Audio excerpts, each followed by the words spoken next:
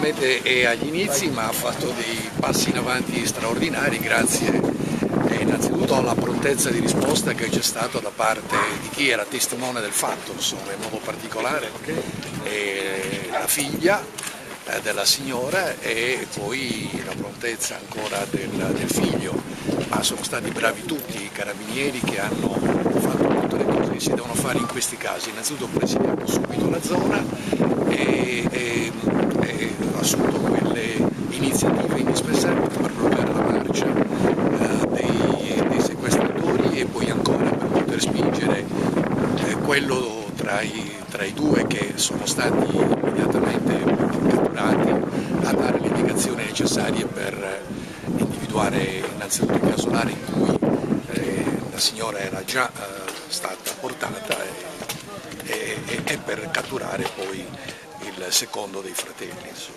Si parla però di una banda organizzata, ci sono altre persone dietro tutto questo. Naturalmente non è possibile assolutamente dire niente di più se non che la signora è ritornata e sono stati arrestati i due principali responsabili, poi si vedrà se ci sono complicità e di che tipo.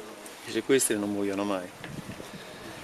I sequestri secondo me non muoiono così dall'oggi a domani perché miracoli non esistono. La cosa importante è che l'ultimo sequestro risale al 2006, era un sequestro che è stato portato avanti per parecchio tempo, adesso nel 2010 c'è stato un sequestro di Assamassi con 2 balordi e poi questo qui di Budoni, su cui dobbiamo ancora indagare molto e lavorarci sopra per capire esattamente come mai. E quello di Dinadore?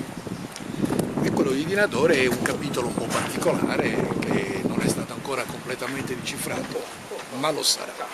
Avete messo in piedi un piano?